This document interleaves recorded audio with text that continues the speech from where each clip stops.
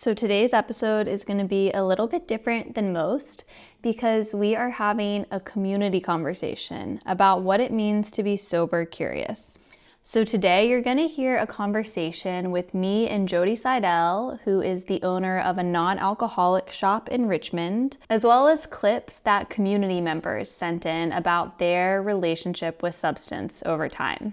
These conversations have informed my relationship with substances so much, so I am really excited to share this episode with you.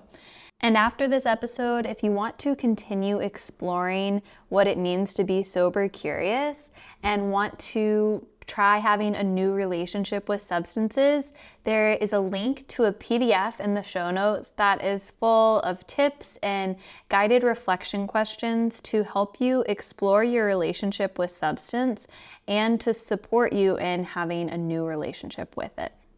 I also want to note that we do talk about substance abuse in this episode, so if conversations around that are triggering for you, go ahead and skip this episode. Okay, I can't wait any longer. Let's dive into the conversation. I met Jody when I walked into Point Five. I think the first time I had ever heard of the shop was when someone, a friend brought over a non-alcoholic wine to dinner, and I just thought that was so cool, and the wine tasted great, and it was kind of like nice to have something to sip on, and she was raving about your shop, and then Will and I, my husband, came in and just have been really enjoying, getting different things from there. Thank you. I love that. I love hearing that. And I apologize. That might be my dog in the background. I don't know if that's going to be My okay. dog Luna Um, likes to bark in the background too. oh my gosh. As soon as you said hello, it's like that's when he decided to start barking. It's all good. Anyway, yeah, well, firstly, thank you for coming in the shop. And I love hearing that somebody takes a bottle of wine or takes something to an event and people go, oh, wow, let me try this. And then it just opens up. So, yeah. Yeah. Well, I'm kind of curious about what your relationship with substance has been like throughout your life, and I guess what it's like now. Yeah. So, I grew up in England. And back in the 80s, there wasn't really a whole lot of, if you could, reach the bar, then you could get served. Mm-hmm. So I started probably having drinks at about 14 with friends, and that just sort of continued. It was such a big part of our life and what we did. Everything involved, going to the pub, going to or eating out and having drinks, going to parties. So I started pretty young. Didn't think about it, didn't drink any more than anyone else or any less than people, just seemed quite normal. And then fast forward, so it really was a big part of my life. And then fast forward, I started working in restaurants and bars. Felt like I was getting more, my tastes had changed, and I started to, love very good red wines and bourbons and things Mm-hmm. like that. And so as I got older, that sort of changed and became more of a, cocktail hour and having drinks with friends. And I definitely questioned many times that potentially I was drinking too much. I did get a DUI in 2017, and it definitely. I went through a divorce in 2015, and things sort of spiraled for a few years. And then I guess during pandemic, well, from then I stopped, but I didn't stop completely. But I started being more sober curious. So that phrase that is so well known now probably started back, well, right around when that happened in 2017. And I would go back and forth and back and forth. During the pandemic, I really decided I wanted to not drink as much because I knew that it could go either way during that time. And, for a lot of people, it did. A lot of people increased their drinking during the pandemic. People were drinking earlier. They were drinking on Zoom calls. So I started ordering a lot of things online that I could find so that I had options at home rather than, if I didn't have anything. I love water, but I wanted something that defined the end of the day. and water wasn't really cutting it. I don't drink soda. And so, yeah, I wanted something to sort of find that replacement. And that's where everything began. Started ordering things in 2020. Then I got very busy in real estate. So I did think about opening a shop back in those days, back in 2020. Got very busy in real estate and sort of put it on the back burner, but I wasn't drinking very much at all for those few years. And then in 2022, I signed the lease for the shop and I stopped drinking completely 11 months ago.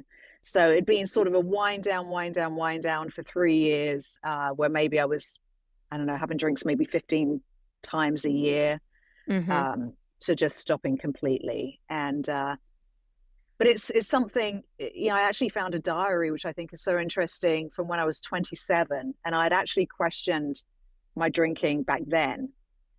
So clearly it was something that had been, you know, in my mind for a very long time, that I definitely did not always have a switch off.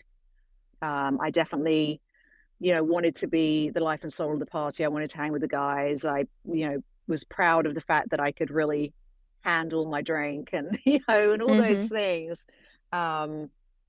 So for me, it was definitely, I relied on alcohol for every situation, be it celebratory, commiserating, happy days, sad days, great week at work, bad week at work. It didn't matter what it was. There was always a reason for me to, to buy some wine or to buy some drinks or something. Yeah, I think, well, first, what you're saying about how you questioned your relationship with drinking like a lot throughout your life, which I think is really common. And we haven't had a really language or space to talk about it, which is why I find the term sober curious so interesting.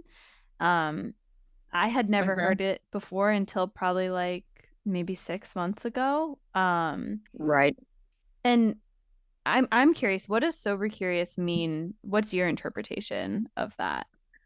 My interpretation is simply the curiosity around what's it like to have an alternative? What's it like to try having a non alcoholic beverage at the end of the day? What's it like to go out for dinner and instead of having, what you normally drink, to try something else? So just curious about, I think it's more of a lifestyle, curious about how your lifestyle is going to change if you decide to, either be cutting out drinking altogether or just be more mindful about it. So sober curious, mindful drinking, it's all sort of to me the same idea. Just sort of, we don't think about it very often, especially people that, like me, tend to be all or nothing people. For the longest time, it was either you drink or you don't drink, and nobody wanted to say, well, I do, but I'm really questioning it, or I do, but I don't think I should, but I don't really know what to do because it's been such a massive part of my life, and all my friends drink and all my colleagues drink, and so it's that curiosity of how will it affect my life a lot, how will it affect my life, and then looking at that, and that's how I interpret it. I don't think there's a right or a wrong, but there could be, I don't know, and I could be wrong, but that's how I interpret it. Yeah, I feel really similarly with that. And I think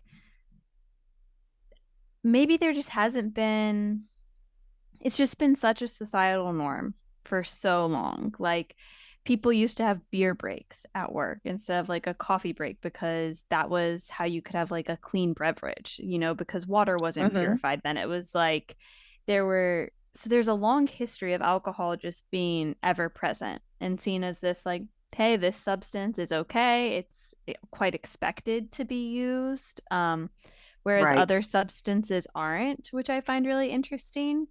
And it's really, well, a lot of what you were saying, I think, is really similar to what I relate to and what a lot of people sent in about being this culture around alcohol. And it's this societal norm.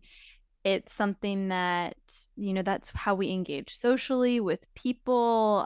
It's common in celebrations, like you were said, whether it's a happy thing or a sad thing, it's really common to have a drink there regardless of the occasion. A community member shared about their experience with alcohol and substances in different spaces. Okay, So this great. is from another organization in Richmond called Fallout, and they host something called a SoBar party throughout the year during different times. So this is something I found really interesting. Personally, I am not sober. However, I've been deeply touched by alcoholism in my family, and one of the biggest things that with my family member whose alcoholism eventually led to their death was that they kept on relapsing because they never felt like they could go out and have fun. So they would go to places that they wanted to go to and attempt to be sober, but because everyone else was drinking, they just ultimately relapsed, and they did that so many times eventually they passed away. And that just always stuck with me, that they just never felt like they could go anywhere and have fun. And I thought, if anything, if this helps people get used to being in a space that would normally have alcohol, but soberly, that maybe eventually they could be here when there was alcohol and not have the awkwardness, and be able to go enjoy the things that adults enjoy, but without having the presence of alcohol there. Because we are kind of attached to that crutch of alcohol as a social lubricant in our nightlife spaces. And, people don't really know how to have fun lots of times without alcohol. So this just kind of removes that temptation and allows people to just be in a nightlife space sober. I found that response really powerful, sharing about like a loved one who, didn't make it because they had such a hard Right. time being in social spaces, and how that inspired something else. And, throughout high school and college, we would joke around and be like, oh, liquid courage to go into this situation. But I think it is a very real thing. We don't often have many opportunities, especially as young adults, like where we are engaging in spaces without a substance present. There's kind of always this veil to help us feel more comfortable when we're around other people. Oh, absolutely. And that's part of why, I started drinking at a young age. I was quite shy, actually. I mean, people will think of me as an extrovert, but that's mainly because I always had that liquid courage. Mm-hmm. Um, but yeah, absolutely. And then when I found that I could become this much more um vivacious and outgoing and speak to everyone and lose all of my worries, then it becomes, once you see that and you do that, then you forget how to be without that. And that's the trouble. It becomes habit, because you think, oh, if I'm, as I got older, before I would go out or go on a date or something, I might have a glass of wine at home, before even going out, because again, just to kind of go, okay, well, I don't, first date or something, you don't know the Mm-hmm. person, hey, now I feel just a little bit more relaxed, and um, but you become so used to that you really forget how to be without it. And so, to the point of the of what the lady just said, it is you do feel incredibly uncomfortable when you stop and you still try and do the same things, because you feel like you stand out. It's definitely an internal thing. It's not, no one else is thinking that you stand out, but you feel it to yourself that you are, you stand out like a sore thumb, that you're going to be boring, that nobody's going to think you're funny anymore. And nobody, people will be like, oh my gosh, she's not drinking, it's going to be boring this evening, and you put all Mm-hmm. these things on yourself. And for a lot of people, and for me, that kept me having alcohol in my life for another 25 years, from being 27 and writing that, which is crazy. but then, you know, for me, it was joining. I joined a community, an online community in 2020, and that's when I realized there were so many people like me all over the world, all trying to get a grip and figure out. You know, some people that class themselves as an alcoholic, some people that class themselves as alcohol dependent. You know, whatever the feeling what you want to put on yourself didn't matter. We were all struggling with the same thing. Yeah, I think there's a lot of layers to that one as well. Like, I think first of all, there is definitely this like interesting, I don't know quite the word for it, but there's like dependency and there's addiction. And they're different things, but I also think they live in a spectrum.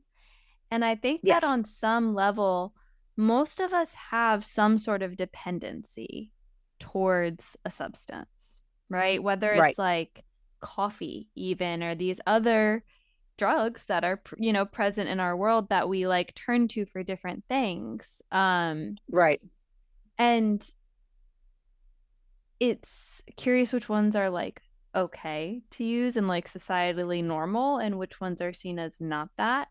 And it's also really curious from my perspective of like mindfulness, right? It's like often we turn to that substance when we don't know how to be with the discomfort of a Yes. situation, right? Yeah, like whether it's a first date, which like I know I have like taken a shot or had a glass of wine before going on a first date before, or being in a social situation, whether it's I've so many times I've had a drink at a party or at dinners just because I was so uncomfortable with not like with having people Yeah. questioning like why isn't she drinking, like thinking that might be weird versus feeling confident enough in myself like I just it's not what my body wants. Right. Right. And Yeah, that's absolutely another big part is how people project on you if you decide you're not drinking, how it affects other people around you, because people want to know why, and they question, and they just don't, you know, they don't get it. Nobody questions you when you decide to stop smoking. Nobody says, exactly. why on earth would you do that? Like, it would be the most ridiculous thing for somebody to say. You know, I can't imagine, oh my gosh, my life would be so different if I didn't smoke. You know, it's silly things, or whatever substance that we could be using, you know, to replace what the smoking I just said. No, there's no other thing that anyone does that gets those questions except for alcohol. That's the only Exactly. one where people question it, and they think there's something, they assume that you've hit rock bottom if you quit drinking, because why would anyone quit drinking if they hadn't hit rock bottom, you know, and all these sort of things. And that's, I mean, it's just crazy. And so I have a family member who is an alcoholic, and you know, she kept on, just like some of the comments that the other lady made for quite some time, because uh she didn't want to sound out. She didn't want to be that person. She didn't want to be questioned why. Mm-hmm. um and it's yeah, when you think about it, it's really just mind-blowing that we put so much on drinking. I've heard people say, you know, I don't trust somebody that doesn't drink. Or Yeah, that's like you a know, phrase. yes, and it's so crazy when the more I think about it, you know, and I worry that I might have been somebody that would have made that comment 20 years Mm-hmm. ago. Um, but yeah, and that's, you know, I think I probably made comments like that because I probably felt uncomfortable with how much I was drinking, you Mm-hmm. know, so we then put the reflection on somebody else. Yeah, and it's almost this like undertone of societal peer pressure, but it's also just like expectancy. It's like, Right. yeah, you'll grow up and you'll have a glass of wine at dinner and when you're out with friends, and that will be normal. But that's not the same relationship that there is with any other substance. Just like you said, there's like no other substance that people ask you why you don't do it. Yes. Why you don't Yeah. do it. Yeah, nobody questions anything else the way they do alcohol. And that's just because we've been fed it from everything we see on television, movies, TV, magazines, everything we look at. It's drinking is a sophisticated thing. It's a, Mm-hmm. people that are wealthier will have the wine lunches or the martini lunches, and they'll go to the country club and the golf. And, we put this, if you're in that position, then gosh, there's absolutely no problem with somebody drinking compared to somebody that's on the street that is drinking out of a brown paper bag. At the end of the day, the alcohol is the alcohol. It's just one is prettier than the other. So, but Yes. we are so tricked to see it in such a different capacity. And I do want to say, I'm not about people. I'm not knocking anyone that drinks, because I am an all or nothing person. For me, moderation, it doesn't work. But Mm-hmm. that doesn't mean that I don't think anyone should drink, or I'm going to Yeah. say drinking is terrible. Yeah, that's not ever where I'm coming from. I just think these conversations, people are starting to realize that we're so tricked to believe it's what we need, when Mm-hmm. so many times it's the complete opposite of what we need. Yeah, I definitely agree with that tone. It's not a judgment space, it's just an interesting thing to question things that Yes. we Yeah. never really have before.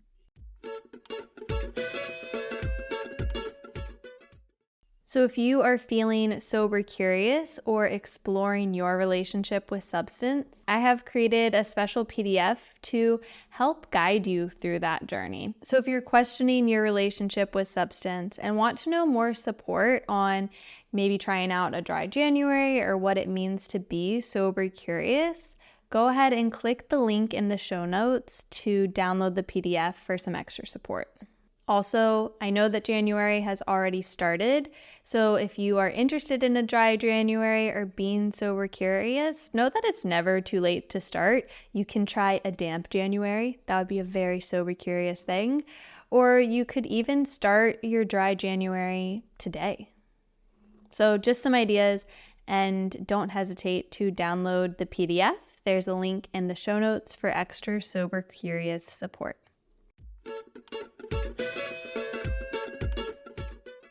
During the pandemic, started to drink less. And I similarly felt like I never loved drinking.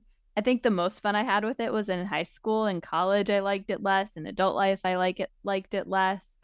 And during the pandemic, I really noticed that I was feeling really anxious, and I Mm-hmm. didn't think that helped. And something I've noticed is from people sharing is a thread of how alcohol is impacting mental health and how other substances impact it as well. So I Right. personally noticed feeling more anxious and disconnected from my body. Sometimes during the drinking, but most often after, like a day after, just feeling off, even not hungover, but Right. just like not connecting with myself the way I wanted to. Whereas there are other substances I use that I don't have that experience that will help with those things and enhance that connection. Right. Right. Have you had any experience with that? Oh, absolutely. Absolutely. I mean, especially as I got older, probably from when I hit about, it was probably happening before I hit 40, but definitely in my 40s. I think that, well, the more I questioned internally, even if I didn't share it with anyone, because you know what it's like. I felt like if I told my husband at the time or my family that I was questioning my drinking, then they would all be watching me with an eagle Mm-hmm. eye, like, okay, yeah, you probably shouldn't have another one. And I definitely didn't want to be in that situation. Um, Mainly because I just didn't want to be told, that I was wrong. But I was definitely questioning it internally. And then what would happen is I would over imbibe, and then I would wake up the next day and I would feel so angry with myself, and the Mm. absolute anxiety that came with it. And now people call it anxiety, right? So, I would feel so anxious about it and so uncomfortable and so mad at myself.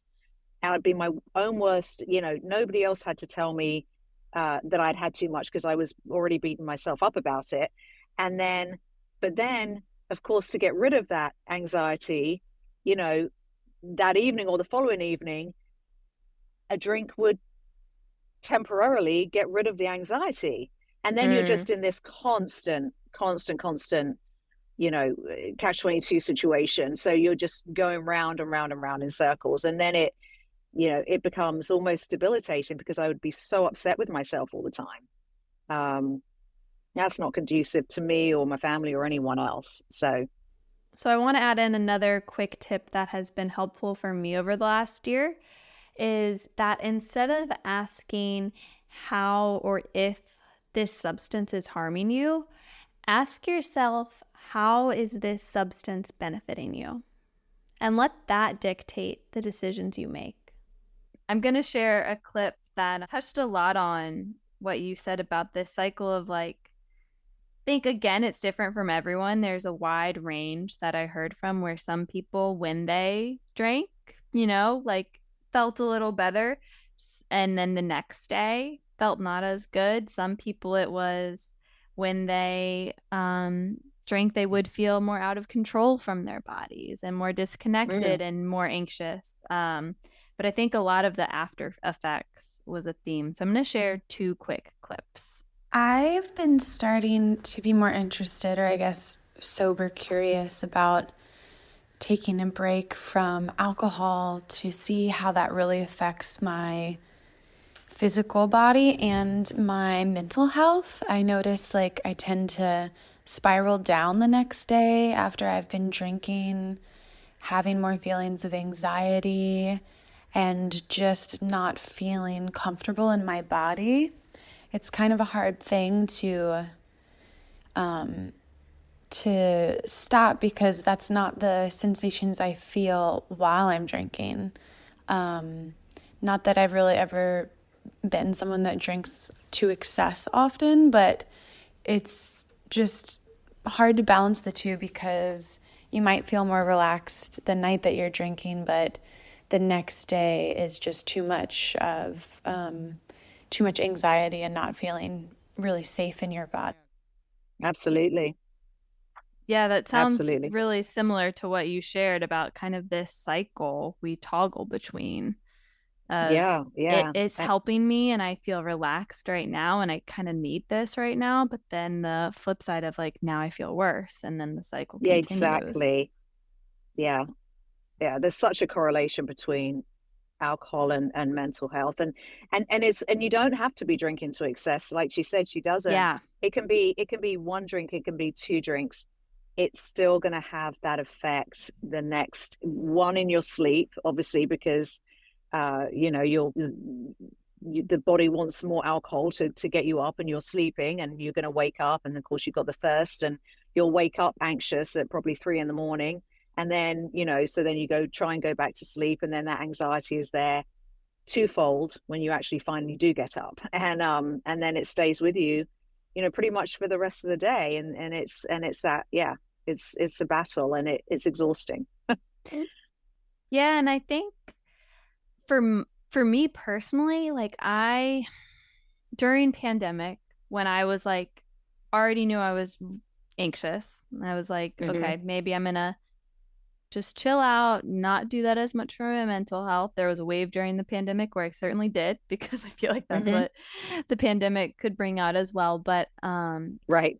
As I've gradually since then started drinking less and less, I'm much more able to attune to my body and how it's feeling the next day. So I think the last 2 times I had a drink, one was my husband and I were at a really fun fancy dinner, and I got a fun cocktail and had a great time. It was lovely. The next day, I had 1 drink. The next day I felt off. I was just so I kind of noted that and was okay, maybe the next time we're out to dinner at a fun dinner, I just don't, because I don't really feel good today.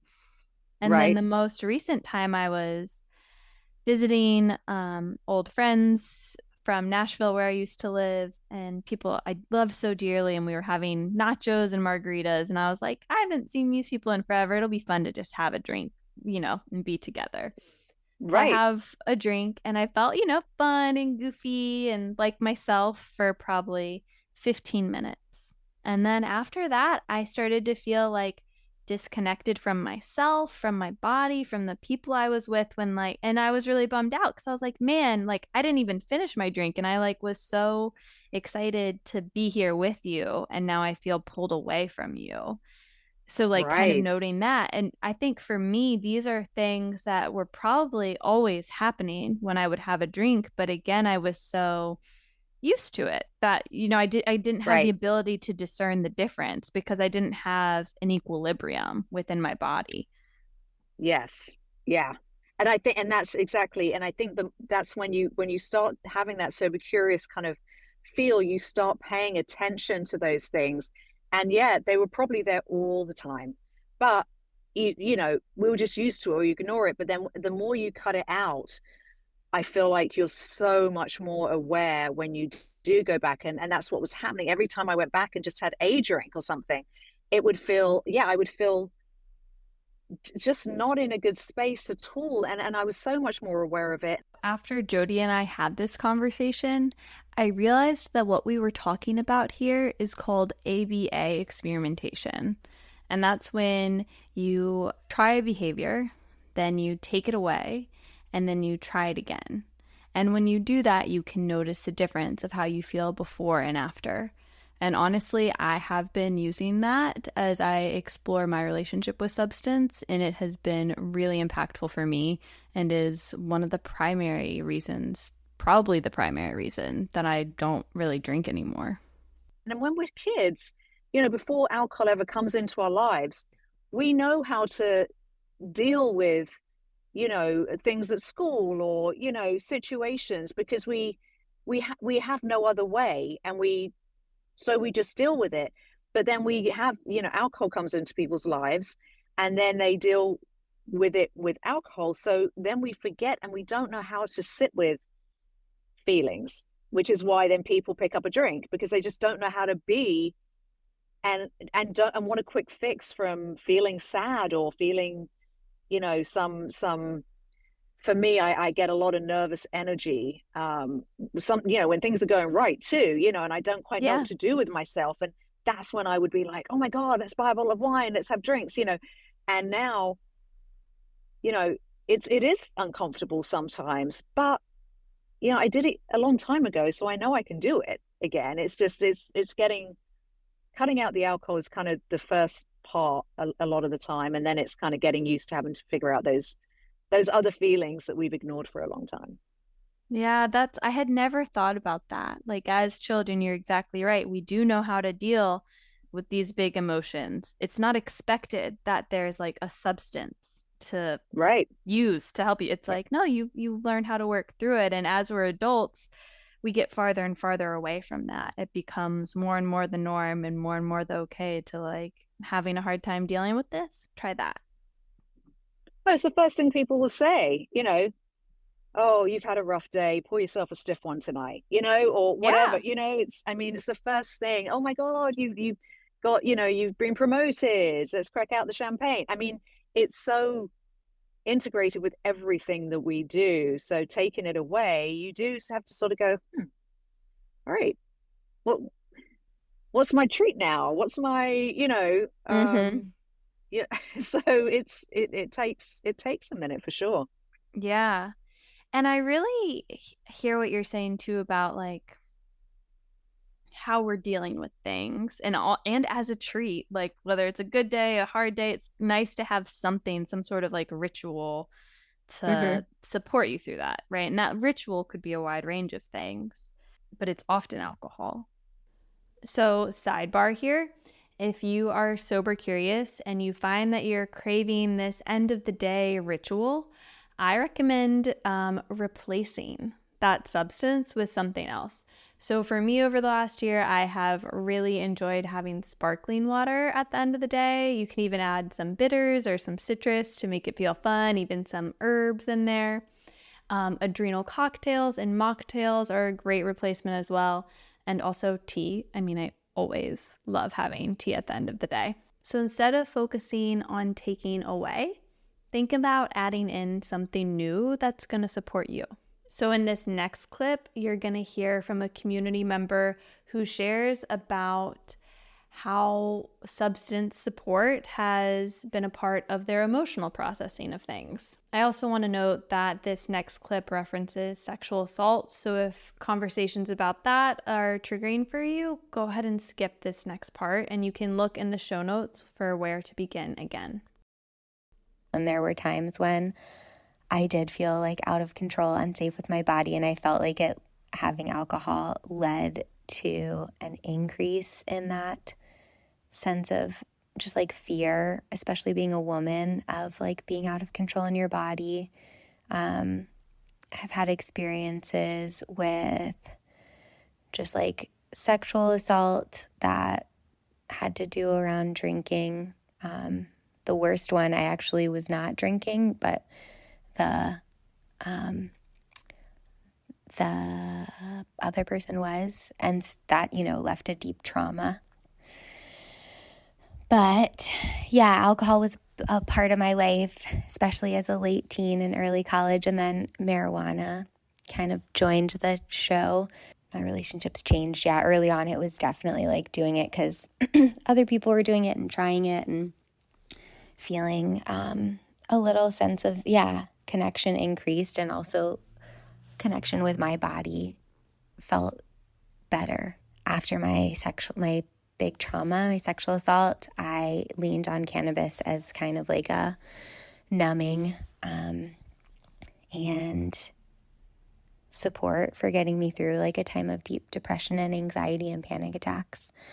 And it was certainly a crutch and like a Band-Aid, but I was grateful for it and sort of created a relationship with that substance. And I certainly view cannabis and psilocybin as medicine when used in the right way, but I think I was definitely using in a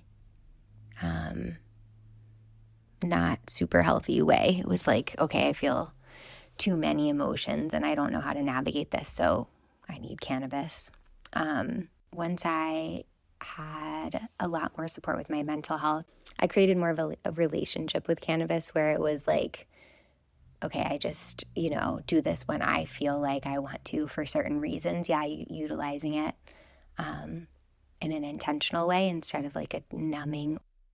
I really love leaning into the questions here of what is your intention for using a substance in any given moment, and noticing how it makes you feel, if it pulls you into the body or pulls you away from it. And also really sitting with, when are we using substances to process big trauma and emotions, and how we can cultivate other tools to navigate these big emotions without substance support. We've also pretty much only been talking about alcohol to this point, but a lot of community members also shared about the roles of cannabis and psilocybin in their mental health, and as well as a substance that people are using. What is your relationship, I guess, with other substances been like? The only other substance would be cannabis, and Yeah. I don't. Well, so I have no issue with that. I guess for me, everything that has gone wrong in my life has had to do with alcohol. Everything that I feel, I've put myself, as she mentioned, I've put myself in situations that could have gone horribly wrong. And that was always due to alcohol. And I started as in my late 40s, especially started blacking out a lot. So friends and people, I was perfectly coherent, and people couldn't tell, and people very close to me could, but other people couldn't tell that I was in a blackout state and would have no recollection. So for me, I never had, I smoked, used cannabis in England. We used to do hash as well when I was, 15, 16, 17. But it was never an issue. It wasn't something that I, had to have. It was fun on occasion. fast forward to now, I will still do that on occasion. The difference being for me is that it's when I'm just chilling out. I want to just stay home, watch TV. I want to relax. It helps with any, anxiety. It makes me feel, it gives me a little bit of something. If I want to switch off, extremely busy, pretty stressful jobs, and it gives me that little bit of switch off. The biggest difference is I'm not getting in my car. I'm not making random phone calls. I'm not embarrassing myself. I'm not embarrassing anyone around me. So for me, I enjoy that as an alternative. I have drinks that have that in it. And that's a lot of the time, that's my evening drink. I have one, and it's, has some cannabis in it, and it's perfect. So that's never been an issue. Has it become a little bit of a replacement? Perhaps. But it's not something I feel like I need to do all the time, or, day in and day out and every night.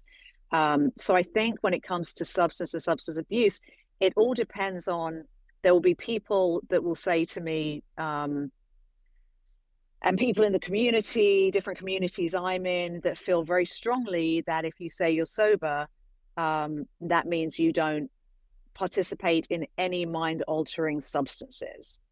For me, I would 100% say I'm sober, because I don't drink alcohol. So the other doesn't even come into play for me, because it's never been an issue. It's never caused me any problems or caused any harm to me or anyone around me. So that's how I view it. So of course we've got the California sober term, and a lot of people that quit drinking end up doing that. And I think so much of it is also depends on what happened. People that are in sobriety, for many reasons, it may stay away from both, Mm-hmm. or if they've used other substances. So I think it's such an individual thing, and I don't think anyone can label or say this is right, this is wrong. You're full of crap because you say you're sober, but you still will partake in having cannabis. I just, everyone's entitled to their opinion. For me, it's not a substance that I abuse, but it is something that I will do. Yeah, I very much agree with that. I actually had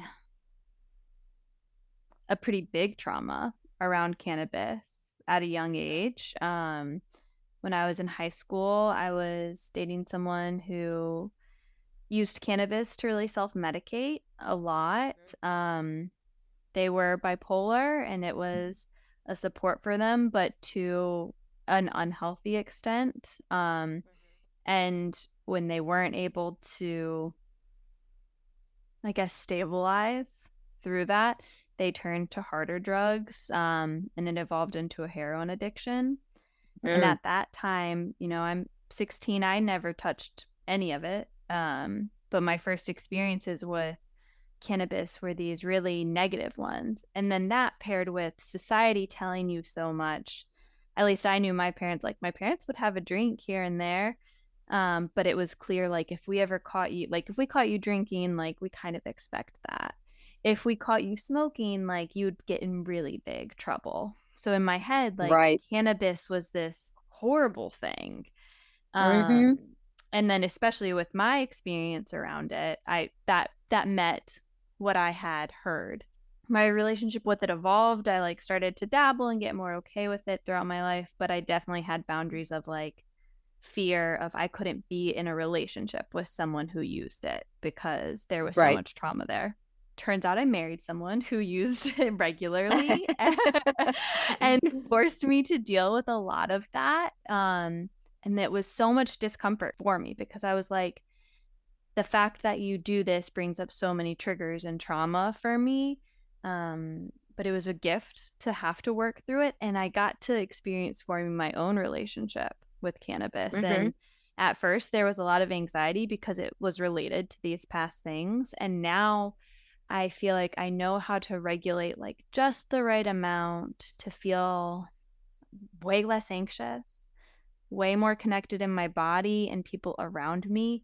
I even think able to just like see things from a wider perspective in a Yes. really, Yeah. just in a gentle, eye-opening way that, quite honestly, I think like impacts the way I engage with the world in a quite positive way. But then on the other hand, I do have friends who like use cannabis regularly and still kind of are like, maybe it airs that same quiet dependency that alcohol might for a lot of people. So I think it's like a wide range of things, but it's such a curious one to explore because again, like alcohol is the norm and okay to use, and then cannabis socially is now it's becoming less and less stigmatized. But there can be a lot more benefits. And I think I personally see it as like, as the other person shared, like an earth medicine, that if we use it with intention, there can be really great benefits. If we use it as a dependency, there's another relationship. But I think I see Right. substance as like it's an ongoing relationship and conversation that you're having that for me and from a lot of experience that I've heard adjusts a lot throughout your life. I want to take a moment to note another sidebar here, which is that a lot of our stigma around cannabis comes from the war on drugs. If this is something that you are curious about, go back and listen to episode 83 about the history of psychedelics with Liz Bowden, and we dive deep into the stories we've been told about different substances over time. And we're also going to continue to dive deeper into this conversation about the relationships community members have with substances other than alcohol throughout more of our Sober Curious conversations this month. So stay tuned and keep listening in the upcoming weeks. Yes. Yeah. I think things change, opinions change on things. And as we grow, we find that some things work better than others. I do think that, people will say, well, it's a gateway drug. People are going to go on to use something else. I'm sure there are people that do that. Absolutely. I mean, I know there are.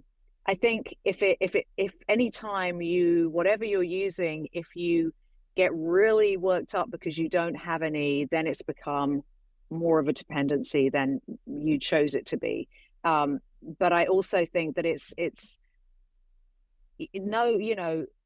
I've got some police friends and they'll say, we'd much rather people are using that. Nobody's ever called to break up rarely ever called to break up a domestic situation because they both got high. Very different to two people getting drunk. They're not, people aren't going out and causing, issues in bars and stuff because they're a little high. I mean, it's just a totally different thing. And I don't know. I feel like it's in so many ways it's good for you as well. So, I have no issues with it. Yeah. At all. Well, I feel like this is a conversation I'm going to continue to dive into, but I cannot thank you enough for sharing your time and your honesty and vulnerability and insight with us today and just being a part of this conversation. Well, thank you so much for asking me to be here. Yeah. It's a pleasure. How can people support you in the shop? Do you want to share a bit about Point 5? Yes, Point 5 is down on Carey Street in Richmond, and it's we've got about 150 products. We do have a bunch of things that do have adaptogens and nootropics, and a few other things, some kava drinks. But yeah, anyone that's maybe sober curious or even just being more mindful about their drinking, we can certainly help give alternatives, maybe Sunday through Wednesday or Sunday through Thursday. You don't want to drink too much, but you still want that particular, get home and have a nice drink. You can make it, but just make it zero proof. And people can find us at 0.5 RVA or 0.5rva.com. And any questions people have, they can just reach out. I'm an open book, and I'll share things and help to give people some advice if they want it. All right, people, come back next week to dive deeper into more sober, curious community conversations. And we're going to dive deeper as we explore our relationships with cannabis and psilocybin and further dive into the question of what is a substance. If you haven't already, you should definitely join the Dream Team. So the Dream Team is a group of incredible people who support the operating costs of this podcast every month. And you can join for as little as $3 a month and give the gift of this podcast to the community. So all you have to do to join is click the link in the show notes. And if you aren't able to support financially at this time, you can still make a big impact by sharing your favorite episode with a friend.